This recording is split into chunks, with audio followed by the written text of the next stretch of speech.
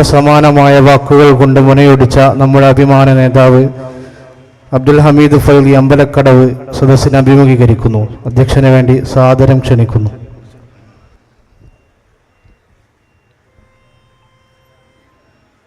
അസ്സലാമു അലൈക്കും.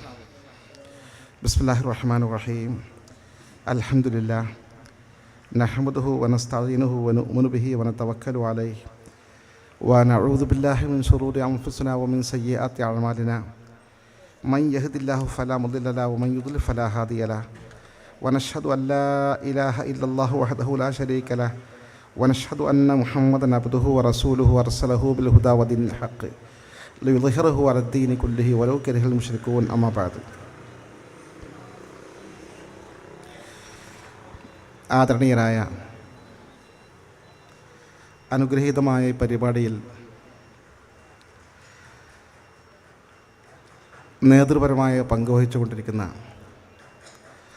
SKSSF മാമ്പുഴ ഘടകത്തിൻ്റെ ഭാരവാഹികളെ, പ്രത്യേകിച്ച് മാമ്പുഴ മഹല്ല് ജമാഅത്തിൻ്റെ ഉത്തരവാദപ്പെട്ട ഭാരവാഹികളായ അത്തുട്ടി ഹാജി, ദാറുന്നജാത്ത് ഇസ്ലാമിക് സെൻ്ററിൻ്റെ ഉത്തരവാദപ്പെട്ട ഭാരവാഹികളായ ഹംസ ഹാജി, PK അദ്ദു ഹാജി, അലി ഫൈസി ഉൾപ്പെടെയുള്ള ബഹുമാന്യരെ, പ്രത്യേകിച്ച് സയ്യിദുമാർ, ഇമ്പിച്ചുകോഴങ്ങൾ ഉൾപ്പെടെയുള്ള സയ്യിദുമാർ, നമ്മൾ പ്രതീക്ഷയോടുകൂടി ആകാംക്ഷയോട് കാത്തിരിക്കുന്ന, വളരെ സരസമായി പരിശുദ്ധമായ സുന്നത്ത് ജമാഅത്തിൻ്റെ ആശയം നമ്മുടെ മനസ്സിലേക്ക് ആഴ്ന്നിറങ്ങുന്ന വിധം വിഷയാവതരണം നടത്താൻ കഴിവുള്ള പ്രശസ്തനായ പ്രഭാഷകൻ അലവി ദാരിമി കുഴിമണ്ണ ഇവിടെ എത്തിച്ചേർന്ന് മുഖ്യ പ്രഭാഷണം നിർവഹിക്കാൻ ബഹുമാനനായ ദാരിമി അനുഗ്രഹീതമായ പരിപാടിയിൽ സംബന്ധിച്ചു കൊണ്ടിരിക്കുന്ന, എപ്പോഴും ബന്ധപ്പെട്ടുകൊണ്ടിരിക്കുന്ന ചുങ്കം, മാമ്പുഴ, പുന്നക്കാട് പ്രദേശങ്ങളിലുള്ള അഹ്ലു സുന്നത്തി വൽ ജമാഅത്തിൻ്റെ പ്രവർത്തകരായ ജ്യേഷ്ഠാനുജന്മാരെ, സഹോദരങ്ങളെ, സുഹൃത്തുക്കളെ, കാരണവന്മാരെ, ദയാനിധിയായ റബ്ബ് സുബ്ഹാനഹു വ തആല അവൻ്റെ മഹലായ ഫദ്ല് കൊണ്ട് ഇന്നലകളിൽ പരിശുദ്ധമായ നമ്മുടെ ദീനിനു വേണ്ടി പ്രവർത്തിച്ച് മൺമറഞ്ഞു പോയ, പ്രത്യേകിച്ച് മാമ്പുഴ മഹല്ല് സംവിധാനത്തിന് നേതൃത്വം നൽകിയ മഹല്ലുമായി ബന്ധപ്പെട്ട ആളുകൾ, കരുവാര കൊണ്ട് നമ്മുടെ ദാറുന്നജാത്ത് ഇസ്ലാമിക് സെൻ്റർ എന്ന ഈ പ്രശസ്തമായ സ്ഥാപനവുമായി ബന്ധപ്പെട്ട് പ്രവർത്തിച്ച ആളുകൾ, അവർക്കൊക്കെ അള്ളാഹു മഗ്ഫിറത്തും മർഹമത്തും നൽകി അനുഗ്രഹിക്കുമാറാകട്ടെ. പ്രത്യേകിച്ച് ഉസ്താദ് KT മാനു മുസ്ലിയാർ, KK അബ്ദുൽ മുസ്ലിയാർ ഉസ്താദ് അവറുകൾ, അതുപോലുള്ള മഹാരഥന്മാർ, അവർക്കൊക്കെയും അള്ളാഹു ദറജ ഉയർത്തി കൊടുക്കുമാറാകട്ടെ. നമ്മുടെ ചാരത്ത് അന്ത്യവിശ്രമങ്ങളുന്ന അലി ഹസൻ മുസ്ലിയാർ, അള്ളാഹുടെയൊക്കെ ബറക്കത്ത് കൊണ്ട് നമുക്ക് പരിശുദ്ധമായ ദീനിൻ്റെ യഥാർത്ഥ മാർഗത്തിൽ അവസാനം വരെ പ്രവർത്തിക്കാനും, ആഖിബത്ത് നന്നായി മരിക്കുന്ന സ്വാലിഹീങ്ങളുണ്ട്, കലിമ ചൊല്ലി വളരെ ശാന്തമായി നല്ല മരണം വരിക്കുന്ന നല്ലവരായ ഭാഗ്യശാലികൾ, ആ കൂട്ടത്തിൽ ഉൾപ്പെടാൻ നമുക്കും നമ്മുടെ പ്രിയപ്പെട്ടവർക്കും ദയാനിധിയായ റബ്ബ് സുബ്ഹാനഹു വ തആല തൗഫീഖ് നൽകി അനുഗ്രഹിക്കുമാറാകട്ടെ. ആമിൽ പ്രാർത്ഥിക്കുകയാണ്. ഞാൻ പ്രത്യേകിച്ച് മറ്റ് ആളുടെ പേരെടുത്ത് പറയുന്ന അലി ഉസ്താദ്, ഇസ്ഹാഖ് ഹാജി ഉൾപ്പെടെ ഒരുപാട് നമ്മുടെ ബന്ധപ്പെട്ട നജാത്തിൻ്റെ ഉത്തരവാദപ്പെട്ട ആളുകൾ മൺമറഞ്ഞു പോയിട്ടുണ്ട്. ഒക്കെ അല്ലാഹു മഗ്ഫിറത്ത് നൽകി അനുഗ്രഹിക്കുമാറാകട്ടെ. സഹോദരങ്ങളെ, ഞാൻ ദീർഘിപ്പിക്കുന്നില്ല. അലവിദാരുടെ പ്രഭാഷണത്തിന് നമ്മൾ കാത്തിരിക്കുകയാണ്. സമസ്ത കേരള ജംഇയ്യത്തുൽ ഉലമയുടെ 100 വർഷം തികഞ്ഞതിനോടനുബന്ധിച്ചുള്ള ആഘോഷ പരിപാടികൾ കാസർഗോഡ് കുണിയയിൽ നടക്കാനിരിക്കുകയാണെന്ന കാര്യം എല്ലാവർക്കും അറിയാം.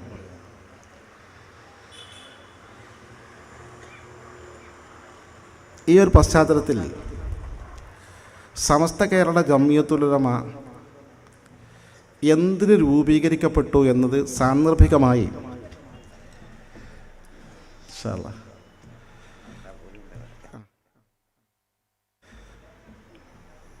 ചെറിയ ഒരു അവലോകനം ചെയ്യുന്നത് നന്നായിരിക്കും.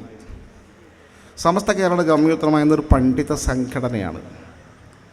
നിരവധി സംഘടനകൾ നമുക്ക് പരിചയമുണ്ട്.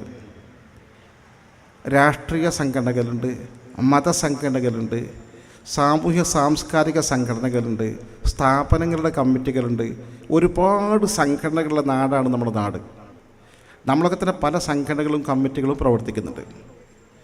ഓരോ സംഘടനക്കും അതിൻ്റേതായ ഉദ്ദേശ ലക്ഷ്യങ്ങളുണ്ടായിരിക്കും, അതിനുവേണ്ടി അത് പ്രവർത്തിക്കും.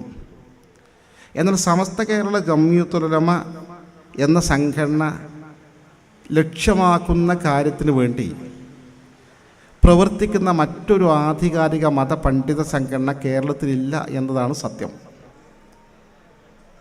അതിൻ്റെ ലക്ഷ്യം അതിൻ്റെ ഭരണഘടനയുടെ തുടക്കത്തിൽ തന്നെ 1ഉം 2ഉമായി രേഖപ്പെടുത്തിയിട്ടുണ്ട്. ഒന്ന്, പരിശുദ്ധമായ ഇസ്ലാമിൻ്റെ സംശുദ്ധമായ മാർഗമായ അഹ്ലുസുന്നത്തി വൽ ജമാഅത്തിൻ്റെ വിശ്വാസ പ്രമാണങ്ങൾക്കനുസൃതമായി ഇസ്ലാമിനെ മുസ്ലിം സമൂഹത്തിന് ബോധ്യപ്പെടുത്തി കൊടുക്കുക, മുസ്ലിങ്ങൾക്കിടയിൽ പ്രചരിപ്പിക്കുക. രണ്ടാമത്തത്, ആ അഹ്ലുസുന്നത്തി വൽ ജമാഅത്തിന് സത്യമാർഗത്തിനെതിരായി വരുന്ന തെറ്റായ പ്രചരണങ്ങളെ, വിദഅി പ്രസ്ഥാനങ്ങളുടെ ആശയങ്ങളെ കൃത്യമായി നിയമപരമായി നേരിടുകയും അതിനെ പ്രതിരോധിക്കുകയും അതിനെതിരെ പ്രചാരണം നടത്തുകയും ചെയ്യുക. ഈ ഒരു ലക്ഷ്യത്തിന് വേണ്ടി 100 വർഷം മുമ്പ് ഈ സംഘടന രൂപീകരിച്ചപ്പോൾ അന്നുണ്ടായിരുന്ന ഒരു മനുഷ്യൻ പോലും ഈ ഭൂമുഖത്തിൽ ജീവിച്ചിരിപ്പില്ല. അന്ന് രൂപീകരിച്ച മഹാത്മാക്കൾ എന്ന് പറയുമ്പോൾ വലിയ വലിയ മഹാത്മാക്കളാണ്. അള്ളാഹുവിൻ്റെ ഔലിയാക്കൾ, ആരിഫ്യങ്ങൾ, നമ്മളവരെ കണ്ടിട്ടില്ല, അവരെ ചരിത്രം കേട്ടിട്ടുണ്ട്, വായിച്ചിട്ടുണ്ട്, പഠിച്ചിട്ടുണ്ട്. പ്രത്യേകിച്ചും സമസ്തക്കൊരു പ്രത്യേകതയുണ്ട്. ഞാൻ സൂചിപ്പിച്ചല്ലോ, ഈ ലക്ഷ്യത്തിന് വേണ്ടി സ്ഥാപിക്കപ്പെട്ട സംഘടന എന്ന് മാത്രമല്ല, അതിൻ്റെ ആദ്യകാലം തൊട്ട് ഇന്ന് വരെയുള്ള നേതാക്കന്മാരെ പരിശോധിച്ച് നോക്കിയാൽ അള്ളാഹു പ്രത്യേകമായി തെരഞ്ഞെടുത്ത ഒരു വിഭാഗമാണ് ഇതിൻ്റെ നേതൃത്വത്തിൽ വന്നത് എന്ന് കണ്ടെത്താൻ സാധിക്കും. ഇതിൻ്റെ ആദ്യത്തെ സ്ഥാപകകാല നേതാവ് മഹാനായ മൗലാന പാങ്ങിൽ അഹമ്മദ് കുട്ടി മുസ്ലിയാർ അവർകളാണ്. നവ്വറല്ലാഹു മർഖദഹുയുടെ ദറജ അല്ലാഹു ഉയർത്തി കൊടുക്കുമാറാകട്ടെ. നിരവധി അറബി ഗ്രന്ഥങ്ങൾ, അറബി കവിതകൾ, സമാഹാരങ്ങൾ രേഖപ്പെടുത്തി കയ്യെഴുത്ത് പ്രതികൾ അദ്ദേഹത്തിൻ്റെ ഇന്നും ലഭ്യമാണ്. അദ്ദേഹത്തിൻ്റെ പ്രത്യേകത, കേരളത്തിൽ ആദ്യമായി ഇസ്ലാം കൊണ്ടുവന്ന ദൗത്യ സംഘമുണ്ടല്ലോ, മാലിക് ദിനാറിൻ്റെ സംഘം. ആ സംഘത്തിലെ പ്രധാനിയായിരുന്നു ഹബീബ് ബിൻ മാലിക് റളിയല്ലാഹു അൻഹു. ആ ഹബീബ് ബിൻ മാലിക് റളിയല്ലാഹു അൻഹു സന്താന പരമ്പരയിൽ പിറന്ന മഹാപണ്ഡിതനാണ് ഈ പറയുന്ന മൗലാന പാങ്ങിൽ അഹമ്മദ് കുട്ടി മുസ്ലിയാർ. അദ്ദേഹത്തെ കോടി നടന്ന് സംഘടിപ്പിച്ചത് മുജാഹിദ് പ്രസ്ഥാനം തുടക്കം കുറിച്ചപ്പോൾ അതിനെ പ്രതിരോധിക്കാൻ വേണ്ടി യോഗം ചേർന്ന് കമ്മിറ്റി സംഘടന സമസ്ത രൂപീകരിക്കുമ്പോൾ സയ്യിദ് അബ്ദുറഹ്മാൻ ബാലവി തങ്ങൾ യോഗത്തിലുണ്ട്. അദ്ദേഹം ഇതിൻ്റെ പ്രധാനപ്പെട്ട വ്യക്തിത്വമാണ്. പാങ്ങിൽ അഹമ്മദ് കുട്ടി മുസ്ലിയാർ പ്രസിഡൻ്റായി പറഞ്ഞപ്പോൾ അദ്ദേഹം പറഞ്ഞു, അല്ല ബാലവി തങ്ങൾ അതിൻ്റെ പ്രസിഡന്റ് സ്ഥാനത്തിരിക്കട്ടെ എന്ന് പറഞ്ഞു. അങ്ങനെയാണ് സയ്യിദ് അബ്ദുറഹ്മാൻ ബാലവി തങ്ങൾ പ്രസിഡൻ്റായി ഒന്നാമതായി നിയോഗിക്കപ്പെട്ടത്. വൈസ് പ്രസിഡൻ്റായിട്ട് പാങ്ങിൽ വന്നു. ഈ സയ്യിദ് അബ്ദുറഹ്മാൻ ബാലവി തങ്ങൾ ആരാണെന്ന് പറഞ്ഞാൽ അദ്ദേഹം കേരളക്കാരനല്ല. അദ്ദേഹത്തിന് 5 തലമുറ മുമ്പുള്ള മഹാനായ സയ്യിദ് ഹാമിദ് ബാലവി റഹ്മഹുല്ല യമനിലെ ഹലറമൗത്തിൽ നിന്ന് ഇങ്ങോട്ട് കടന്നു വന്നതാണ്. അവർ അറബി പ്രമുഖരാണ്, ഇസ്ലാമിക പാരമ്പര്യമുള്ള വലിയ കുടുംബമാണ്. അവർ സ്ഥാപിച്ച് വളർത്തി മുന്നോട്ട് കൊണ്ടുപോകുമ്പോൾ ഇതിനെ വളർത്തുന്നതിലും നേതൃപരമായ പങ്ക് വഹിക്കുന്നതിലും പിന്നീട് വന്ന പ്രധാനികളായ മുഴുവൻ പണ്ഡിതന്മാർ, മഹാനായ ഖായിദുൽ ഖൗം സയ്യിദ് അബ്ദുറഹ്മാൻ ബാഫഖ് തങ്ങളുടെ അമ്മാവൻ കൂടിയാണ് ഈ ബാലവി തങ്ങൾ. അവ എപ്പോഴും ഒപ്പത്തിനൊപ്പം ഉണ്ടാകും. ഈ ബാഫഖ് തങ്ങൾ എന്ന് പറയുന്ന മഹൽ വ്യക്തിത്വം, അദ്ദേഹമാണ് സമസ്തയിൽ മറ്റൊരു പ്രധാനി. പട്ടിക്കാട് ജാമിനൂരിയ സ്ഥാപിച്ചത് ആരാണെന്ന് ചോദിച്ചാൽ ഉത്തരം സയ്യിദ് അബ്ദുറഹ്മാൻ ബാഫഖ് തങ്ങൾ എന്നാണ്. സമസ്ത കേരള ഇസ്ലാം മത വിദ്യാഭ്യാസ ബോർഡ് 11,000 മദ്രസകൾ സ്ഥാപിച്ച് നടത്തി ഇന്നും വികസനത്തിലേക്ക്, പുരോഗതിയിലേക്ക് കുതിച്ചുകൊണ്ടിരിക്കുന്ന മദ്രസ പ്രസ്ഥാനത്തിൽ തുടക്കം കുറിച്ചത് ആരാണെന്ന് ചോദിച്ചാൽ ഉത്തരം സയ്യിദ് അബ്ദുറഹ്മാൻ ബാഫഖ് തങ്ങൾ എന്നാണ്. സകലമാന സമസ്തയുടെ പുരോഗതിയുടെയും പ്രധാനപ്പെട്ട ഒരു കേന്ദ്രബിന്ദു ബാഫഖ് തങ്ങൾ അവർക്കാണ്. ബാഫഖ് തങ്ങൾ എന്ന് പറഞ്ഞാൽ ആരാ? വലിയ മഹാത്മാവാണ്. വലിയ മഹാത്മാവാണ് എന്ന് വച്ചാൽ മരിക്കാൻ കിടക്കുന്ന സമയത്ത് ഹജ്ജൊക്കെ നിർവഹിച്ച് പരിശുദ്ധമായ ഹറമിൽ വെച്ച് വെള്ളിയാഴ്ച രാവിലെ മരിക്കാൻ പോകുന്ന ഘട്ടമാണ്. അദ്ദേഹം ആവശ്യപ്പെട്ട ഒരേ ഒരു ആവശ്യതാണ്, എന്നെ ഖിബിലയിലേക്ക് തിരിച്ചു കടത്തണം. ഒരു സുന്നത്തും നഷ്ടപ്പെടുത്താത്ത മഹാനാണ്. ഈ കേരളത്തിൽ അദ്ദേഹം രാഷ്ട്രീയ രംഗത്ത് നിർണായകമായ പങ്ക് വഹിച്ചിട്ടുണ്ട്.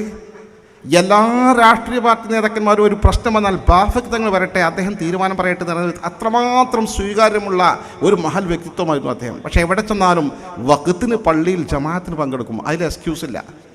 പള്ളി പരിസരത്തൊന്നുമില്ലെങ്കിലും ആ സമയത്ത് ഒതുകൊടുത്ത് അവിടെ മുസ്ലിം വിരിച്ച് അദ്ദേഹം നിസ്കരിക്കും. തഖ്വൻ്റെ പാരമ്പര്യത്തിൽ എത്തിച്ചേർന്ന അദ്ദേഹം അങ്ങനെ ആ സമയത്ത് വലത്തോട്ട് ചരിച്ച് ഖിബലയിലേക്ക് കടത്തിയിട്ടാണ് അദ്ദേഹം വഫാത്തായത്. ആ വലിയ മഹൽ വ്യക്തിത്വം, അദ്ദേഹം സമസ്തയുടെ വലിയ പ്രധാനിയായിരുന്നു. അദ്ദേഹത്തിൻ്റെ പാരമ്പര്യം നോക്കുമ്പോൾ അദ്ദേഹവും ഈ നാട്ടുകാരനല്ല. അദ്ദേഹത്തിൻ്റെ പൂർവ്വ പിതാവ് ഇതേപോലെ യമനിലെ ഹദറമൗത്തിൽ നിന്ന് കടൽ വഴി ഈ നാട്ടിലേക്ക് വന്ന അറബ് കുടുംബമാണ്, ഇസ്ലാമിക് കുടുംബമാണ്, പാരമ്പര്യമായ ആ അറബ് രാജ്യത്തെ കുടുംബത്തിൽപ്പെട്ടതാണ്. കേവലം അറബ് രാജ്യമല്ല, യമനിലേക്ക് ഈ പറയുന്ന ഹദറമൗത്ത് എന്ന നാട്ടിന് പ്രത്യേകത ഉണ്ട്. മഹാനായ ശംസുൽ ഉലമ ഇ കെ അബൂബക്കർ മുസ്ലിയാർ നവ്വറല്ലാഹു ബറകാത അവരാണ് പിന്നെ സമസ്തയിലെ പ്രധാനപ്പെട്ട നേതാവ്. 4 പതിറ്റാണ്ട് കാലം സമസ്തക്ക് അജയ്യമായ നായകത്വം നൽകിയ പ്രതിഭാശാലിയായിരുന്നു ശംസുൽ ഉലമ. ശംസുൽ ഉലമ ജീവിച്ചിരിക്കുന്ന കാലഘട്ടത്തിൽ പലർക്കും അടുത്തറിയാൻ സാധിച്ചിട്ടില്ല. പിൽക്കാലത്ത് അദ്ദേഹത്തിൻ്റെ കറാമത്തുകൾ ഇങ്ങനെ കാണുമ്പോൾ അദ്ദേഹത്തെ ബോധ്യപ്പെട്ടുകൊണ്ടിരിക്കുന്നു പല ആളുകൾക്കും. അദ്ദേഹം പറഞ്ഞ കാര്യങ്ങളൊക്കെ നടന്നിട്ടുണ്ട്. ആ വാക്കുകൾ വളരെ പ്രധാനമാണ്. അവരുടെ നാവിൽ നിന്ന് വന്ന വാക്കുകൾ, ഓരോ നിർദ്ദേശങ്ങൾ ഒക്കെ പ്രത്യേകതയുള്ളതാണെന്ന് പിന്നീട് കണ്ടെത്താൻ സാധിച്ചിട്ടുണ്ട്. ഈ ശംസുൽ ഉലമയും ഈ നാട്ടുകാരനല്ല, അദ്ദേഹത്തിൻ്റെ പൂർവ്വപിതാവ് ഇതേപോലെ യമനിലെ തമിഴ് ഹദറമൗത്തിൽ നിന്ന് ഇങ്ങോട്ട് വന്നതാണ്. പിന്നീട് ആ ഗണത്തിൽപ്പെട്ട പ്രധാനിയാണ് പാണക്കാട് സയ്യിദ് പൂക്കോയ തങ്ങൾ നവ്വറല്ലാഹു ബറകാത. നമ്മുടെ ഇന്നത്തെ ബഹുമാന്യരായ തങ്ങന്മാരുടെ അഭിമന്യനായ പിതാവ് മുഹമ്മദ് അലി ശിഹാബ് തങ്ങൾ, ഉമർ അലി ശിഹാബ് തങ്ങൾ, സയ്യിദ് അയ്ദർ അലി ശിഹാബ് തങ്ങൾ, സയ്യിദ് സാദിഖ് അലി ശിഹാബ് തങ്ങൾ, സയ്യിദ് അബ്ബാസ് അലി ശിഹാബ് തങ്ങൾ, ഇവരുടെ വന്യനായ പിതാവ്. ആ പൂക്കോയ തങ്ങളോ അദ്ദേഹമായിരുന്നു പട്ടിക്കാട് ജാമിയനൂരിയുടെ ഈ മഹാനായ ബാഫഖ് തങ്ങൾ ഒപ്പത്തിനൊപ്പം നിന്ന് വൈസ് പ്രസിഡൻ്റായി പ്രവർത്തിച്ചതും ബാഫഖ് തങ്ങൾ വഫാത്തായ ശേഷം ജാമിയയുടെ പ്രസിഡന്റ് സ്ഥാനം ഏറ്റെടുത്തതും സുന്നി യുവജന സംഘത്തിൻ്റെ നേതൃസ്ഥാനം ഏറ്റെടുത്ത് പ്രസിഡന്റായി സുന്നത്ത് ജമാഅത്തിന് വേണ്ടി കഠിന യത്നം നടത്തി സമസ്തയ്ക്ക് വേണ്ടി പ്രവർത്തിച്ച മഹാനായിരുന്നു പൂക്കോയ തങ്ങൾ അവർ. അങ്ങനെ ആ പരമ്പര ഇങ്ങനെ പരിശോധിച്ച് നോക്കിയാൽ ഈ പൂക്കോയ തങ്ങൾ എങ്ങനെയാണ്? അദ്ദേഹം ഈ നാട്ടുകാരനല്ല, അദ്ദേഹത്തിൻ്റെ പൂർവ്വ പിതാക്കന്മാർ പരിശോധിച്ചിങ്ങനെ നോക്കിയാൽ ഒരു കണ്ണി കടന്നു വന്നത് യമനിലെ ഇതേ ഹദറമൗത്തിൽ നിന്നാണ്. ഇതൊന്നും യാദൃശ്ചിക സംഭവം എന്ന് പറയാൻ പറ്റില്ല. ഇതൊക്കെ ഇങ്ങനെ പ്ലാനിങ് നമ്മൾ പ്ലാൻ ചെയ്ത് അങ്ങനത്തെ ആൾക്കാരെ മാത്രം സമസ്തയിൽ എടുത്തതല്ലല്ലോ. വാട്ടെ, ഞാൻ ആ പരമ്പര അവസാനിപ്പിക്കുകയാണ്. ഏറ്റവും അവസാനം ഇപ്പം ഇന്ന് നമ്മുടെ അധ്യക്ഷത അലങ്കരിക്കുന്ന ആരാണ്? മഹാനായ സയ്യിദുൽ ഉലമ സയ്യിദ് മുഹമ്മദ് ജിഫ്രി മുത്തുക്കോയ തങ്ങൾ അവർകളാണ്. അള്ളാഹു ദീർഘായുസ്സും ആഫിയത്തും ആരോഗ്യവും ഈ പ്രതിസന്ധികൾ തരണം ചെയ്യാനുള്ള ഹിമ്മത്തും മഹാനവർക്ക് നൽകി അനുഗ്രഹിക്കുമാറാകട്ടെ. മഹാനവറുകളാണ് ഏറ്റവും അവസാനമുള്ള പ്രസിഡന്റ്. നമുക്ക് അവിടെ നിർത്താം ഈ പരമ്പര. അദ്ദേഹത്തിൻ്റെ ചരിത്രം പരിശോധിച്ച് നോക്കിയാലും അദ്ദേഹം ഈ നാട്ടുകാരനല്ല. അദ്ദേഹത്തിൻ്റെ പൂർവ്വ പിതാവ് സയ്യിദ് ഹുസൈൻ ജിഫ്രി തങ്ങൾ അവർ മമ്പറം തങ്ങളുടെ നിർദ്ദേശാനുസരണം ഈ പറഞ്ഞ യമനിലെ ഹദറമൗത്തിൽ നിന്ന് പരപ്പനങ്ങാടിൽ കപ്പലിറങ്ങി വന്ന് അദ്ദേഹം മറമ്പുറത്തെത്തിയിട്ട് അദ്ദേഹത്തെ കൊടിഞ്ഞിയിൽ കൊണ്ടുപോയി ഖാദിയായി അവരോധിച്ച് ആ പരമ്പരയിൽ ജനിച്ച മഹാനാണ് സയ്യിദ് മുഹമ്മദ് ജിഫ്രി മുത്തുക്കോയ തങ്ങൾ. ഇവരുടെയൊക്കെ ഒരു പ്രത്യേകത എന്താണെന്ന് വെച്ചാൽ, യമൻ എന്ന നാട് ലോകത്ത് 150 രാജ്യങ്ങളുണ്ടല്ലോ, അതിൽ വേറിട്ട രാജ്യമാണ് യമൻ. സ്വഹീഹായ ഹദീസിൽ കാണാം, അള്ളാഹുവിൻ്റെ ഹബീബായ റസൂലുള്ളാഹി സ്വല്ലല്ലാഹു അലൈഹി വസല്ലം ദുആ ചെയ്തു, അള്ളാഹു ബാരിക് ലനാ ഫി യമനിനാ വഫി ഷാമിന. അള്ളാഹു യമന് ബർക്കത്ത് തരണേ, ഷാമിന് ബർക്കത്ത് തരണേ, ആ 2 നാട്ടും ബർക്കത്ത് കൊടുക്കണേ. അപ്പോൾ കാലു അവിടെ വേറെ നജിദുകാരായ കുറച്ച് ആൾക്കാരുണ്ട്. വലിയ നജിദിനാ നബിയെ, ഞങ്ങൾ നജിദിനു വേണ്ടി നിങ്ങൾ പ്രാർത്ഥിക്കണേ ബർക്കത്തിന് എന്ന് പറഞ്ഞു. നജിദ് എന്ന് പറഞ്ഞാൽ സൗദി അറേബ്യയിൽ ഇന്നത്തെ അൽ ഖസീം എന്ന പ്രദേശമാണ് നജിദ്. തങ്ങൾ അപ്പോഴും പറഞ്ഞു, അല്ലാഹു ബാരിക് ലനാ ഫി യമനിന ബാരിക് ലനാ ഫി ഷാമിന. പഠിച്ചവനെ ഷാമിലും യമനിലും നീ ബറക്കത്ത് ചെയ്യണേ. നബി തങ്ങൾ നജിദിലേക്ക് തിരിഞ്ഞു നോക്കിയില്ല. മൂന്നാമതും നജിദിന് വേണ്ടി പ്രാർത്ഥിക്കണം തങ്ങളെന്നപ്പോൾ നബി തങ്ങൾ പറഞ്ഞു, ല, നജിദിന് വേണ്ടി ഞാൻ പ്രാർത്ഥിക്കില്ല. ഹുനാലിക സലാസിലു വൽ ഫിതൻ വബിഹാ യത്ലഉ ഖർനു ശൈത്താൻ. പ്രകമ്പനങ്ങളും സർവ്വ ഫിത്തനകളും കുഴപ്പങ്ങളും പൊട്ടിപ്പുറപ്പെടുന്ന നാടാണ് നജിദ് എന്ന് പറയുന്ന നാട്. മാത്രമല്ല പിശാചിൻ്റെ കൊമ്പ് ഉദയം ചെയ്യുന്നത് ആ നാട്ടിലാണെന്ന് സയ്യിദുനാ റസൂലുള്ളാഹി. ഇന്ന് ലോകത്ത് മുഴുവൻ ബിദഈ പ്രസ്ഥാനം പടർന്നു പിടിക്കുന്നതിൽ കേരളത്തിൽ പോലും ബിദഈ പ്രസ്ഥാനം തുടക്കം കുറിച്ച വഹാബി പ്രസ്ഥാനത്തിൻ്റെ തലതൊട്ടപ്പൻ, അതിൻ്റെ സ്ഥാപക നായകൻ പറയുന്ന സയ്യിദ് മുഹമ്മദ് അബ്ദുൽ വഹാബ് ജനിച്ച നാടാണ് ഈ പറയുന്ന നജിദ്. അതാണ് തങ്ങൾ പ്രാർത്ഥിക്കൂല, അവിടുന്ന് ആ ശൈത്താൻ്റെ കൊമ്പ് ഉദയം ചെയ്യുന്നത്, ആ ഫിത്ന മൊത്തം പരക്കുമെന്ന് തങ്ങൾ വ്യക്തമാക്കിയത്. ഇവിടെ നിങ്ങൾ ശ്രദ്ധിക്കുക, ആ യമൻ അള്ളാഹുവിൻ്റെ റസൂൽ ബറക്കത്ത് ചെയ്യണമെന്ന് പ്രത്യേകം പ്രാർത്ഥിച്ച നാടാണ് യമൻ. ആ യമനിലെ ഹദറമൗത്ത് എന്ന് പറഞ്ഞ ഒരു ജില്ലയാണ്. ഇനി ആ ജില്ലയിലെ ഒരു പ്രധാന പട്ടണമാണ് തെരീം. അവിടുന്നാണ് ഇവരൊക്കെ കുടുംബങ്ങൾ വന്നത്. ഈ തെരീമിനെ കുറിച്ചൊക്കെ സയ്യിദുനാ അബൂബക്കർ സിദ്ദീഖ് റളിയല്ലാഹുവിന്റെ താരീഖിൽ കാണാം. ആ നാട്ടുകാർ ഖലീഫയായി അബൂബക്കർ സിദ്ദീഖ് തങ്ങൾ ഭരണമേറ്റെടുത്തപ്പോൾ അദ്ദേഹത്തിനെതിരെ പലരും വിപ്ലവമായി രംഗത്ത് വന്നു. പലരും മുർത്തദ്ദായി ഇസ്ലാമിന് പുറത്തുപോയി വിപ്ലവങ്ങളും കുഴപ്പങ്ങളും ഫിത്തനകളും പെട്ട് പുറപ്പെട്ടപ്പോൾ റസൂലുള്ളാഹി പോയില്ലേ? പിന്നെ പ്രശ്നത്തോട് പ്രശ്നം മുസ്ലിം രാജ്യങ്ങളിൽ. എന്നാൽ അബൂബക്കർ സിദ്ദീഖ് തങ്ങൾക്കെതിരെ ഒരു വിരലനക്കാതെ ഉറച്ചു നിന്ന ഒരു പ്രദേശമായിരുന്നു ഈ ഹദ്റമൗത്തിന്റെ ഭാഗമായ തെരീം. ആ സമയത്ത് മഹാനായ സയ്യിദുനാ അബൂബക്കർ സിദ്ദീഖ് റളിയല്ലാഹു അൻഹു തെരീമുകാർക്ക് വേണ്ടി പ്രാർത്ഥിച്ച 3 പ്രാർത്ഥനകൾ ചരിത്രത്തിൽ കാണാം. ആ പ്രാർത്ഥനയാണ് വഅയ്യുംബിത മിൻഹുൽ ഉലമാ വസ്സാലിഹീൻ, ആലിമീങ്ങളെയും സ്വാലിഹീങ്ങളെയും ആ നാട്ടുകളിൽ നിന്ന് എന്നും അള്ളാഹു ഉദിപ്പിക്കട്ടെ, ജനിപ്പിക്കട്ടെയോ, ഇതിനെ വളർത്തട്ടെ എന്ന് ആത്മാർത്ഥമായി ദുആ ചെയ്തു. അതിൻ്റെ പലർക്കും അവിടെ ഇന്നും വലിയ സ്വാലിഹീങ്ങളോ ആലിമീങ്ങളോ അവരെ പരമ്പരയിൽപ്പെട്ട ആൾക്കാരെ സമസ്തൻ്റെ ആദ്യം തൊട്ട് ഇന്ന് വരെയുള്ള നേതാക്കന്മാർ. ഇതൊരു നിസ്സാര കാര്യമല്ല, ഇതൊരു ബറക്കത്തുള്ള സംഘടനയാണ്. ഈ സംഘടനാ സംവിധാനം വഴിയാണ് കേരളത്തിൽ വന്ന എല്ലാ ബിദഈ പ്രസ്ഥാനങ്ങളും തച്ചുടച്ചത്. സത്യത്തിൽ ഓർത്ത് നോക്കും, മുജാഹിദ് പ്രസ്ഥാനത്തിന് വിദേശ ഫണ്ട് നിയമാനുസൃതമായി യഥേഷ്ടം ലഭിക്കുന്നുണ്ട്. ഇവിടെ ഷിർക്കിനെതിരെ പ്രചരണം നടത്താൻ എന്ന് പറഞ്ഞാൽ ഷിർക്കാണ് ഇവിടെ നടക്കുന്നതെന്ന് പറഞ്ഞുകൊണ്ട് തെറ്റിദ്ധരിപ്പിച്ചതിൻ്റെ പേരിൽ അതുപയോഗിച്ച് നിരന്തരമായി 100 കൊല്ലം അവർ പ്രവർത്തിച്ചല്ലോ. അവർ പറഞ്ഞ ഒരൊറ്റ ആശയം, ഈ സുന്നികളൊക്കെ മുശ്രിക്കുകളാണ്, ഈ മാല മൗലിദുകൾ ഷിർക്കാണ്, സിയാറത്ത് ഷിർക്കാണ്, മൗലിദ് ഷിർക്കാണ്, തവസ്സുൽ ഷിർക്കാണ്, ബദരീങ്ങളാണ്ട് ഷിർക്കാണ്, ഒക്കെ ഷിർക്കാണ്, ഇസ്തിഗാസ ഷിർക്കാണ്, തബറുക്ക് ഷിർക്കാണ്, എല്ലാം ഷിർക്കാണെന്ന് പറഞ്ഞിട്ട് മുസ്ലിങ്ങൾക്കെതിരെ നിരന്തരമായ ആരോപണങ്ങൾ ഉന്നയിച്ചുകൊണ്ട് പ്രചണ്ഡമായ പ്രചരണ കോലാഹലങ്ങളുമായി രംഗത്ത് വന്നപ്പോൾ ആ ഷിർക്കല്ല, അത് തൗഹീദാണെന്ന് കൃത്യമായി പ്രമാണങ്ങളുടെ വെളിച്ചത്തിൽ നിരന്തരമായി ബോധ്യപ്പെടുത്തി കൊടുത്ത് പ്രചരിപ്പിച്ചുകൊണ്ട് സമസ്ത കേരള ഗ്രാമാന്തരങ്ങൾ തോറും മുന്നോട്ട് പോയതിന്റെ ഫലമായി സമസ്ത മുന്നോട്ട് പോയി. മുജാഹിദ് പ്രസ്ഥാനം എന്തായി? ചിന്നിച്ചിതറി ശിഥിലമായി കിടക്കുകയാണ്.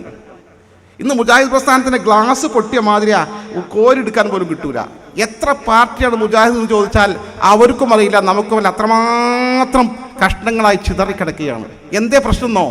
സുന്നികളുടെ ഭിന്നിപ്പ് പോലല്ല. സുന്നിയിൽ കാന്തപുര വിഭാഗം ഉണ്ടായി.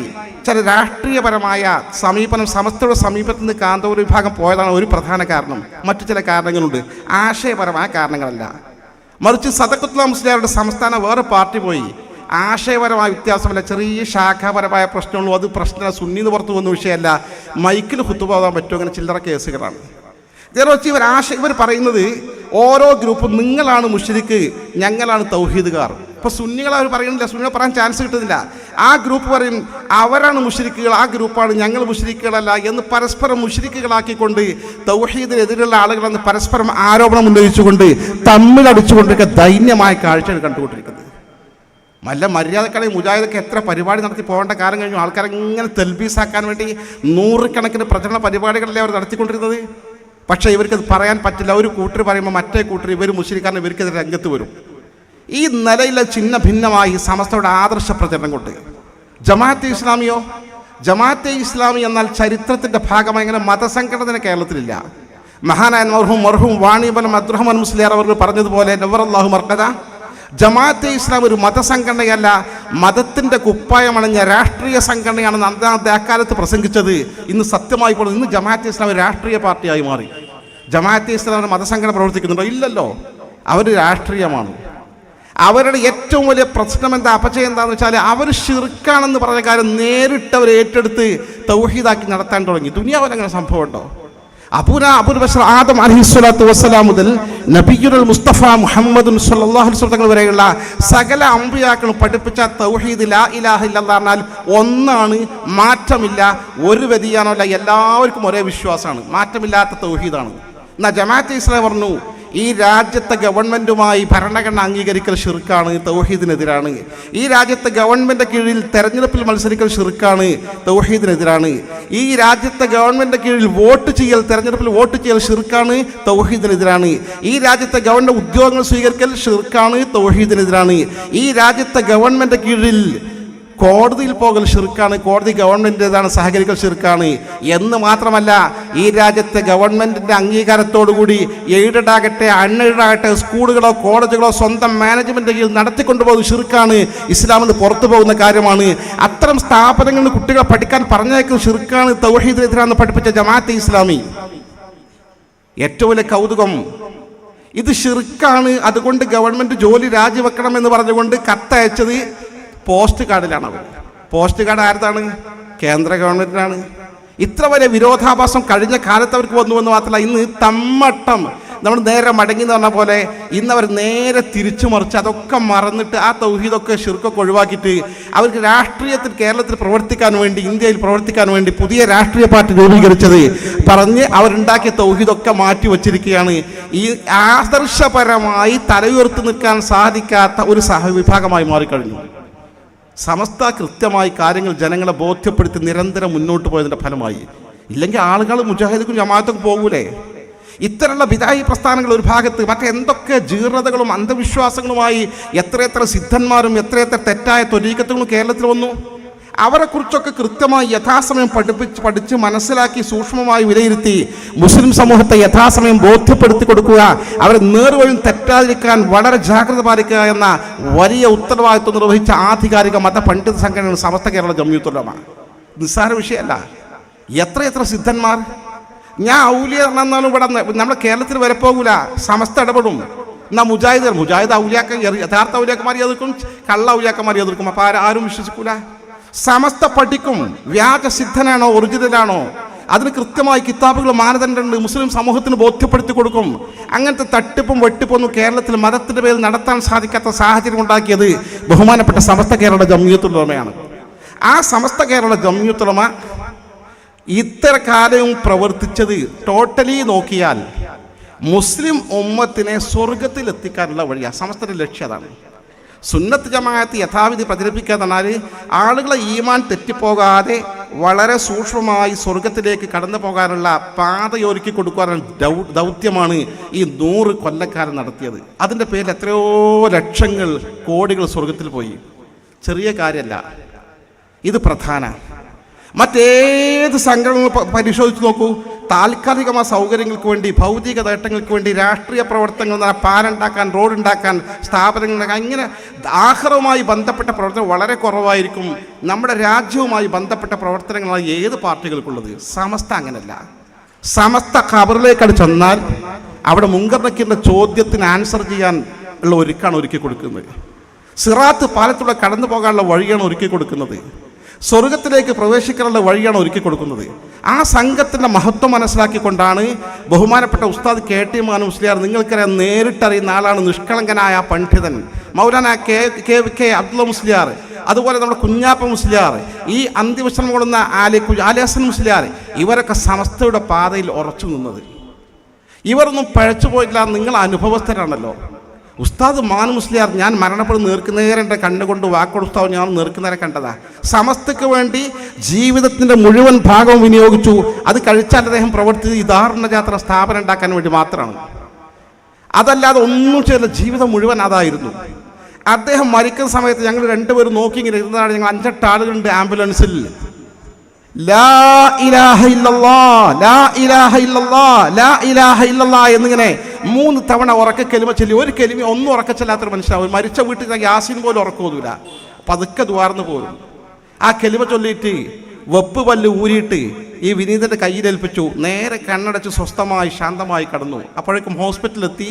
ഡോക്ടർ നോക്കി പറഞ്ഞു, ഇത് അദ്ദേഹം, നിങ്ങൾ ആരാണ് അദ്ദേഹത്തിൻ്റെ ചോദിച്ചു. ഇന്ന ആളുകളാണെന്നു. ആൾ പോയല്ലോ എന്ന് പറഞ്ഞു. വല്ലാത്ത മരണല്ലത്. യഥാർത്ഥ മാർഗത്തിൽ പ്രവർത്തിക്കുന്ന യഥാർത്ഥ വിശ്വാസമുള്ള ആൾക്കാർക്ക് അങ്ങനെ മരിക്കാൻ പറ്റൂ. പഴച്ച പാർട്ടിക്കാർക്ക് അങ്ങനെ മരിക്കാൻ കഴിയില്ല. നമ്മൾ മനസ്സിലാക്കേണ്ടത് സമസ്ത തന്നെ അങ്ങനത്തെ ഒരു സംഘടന.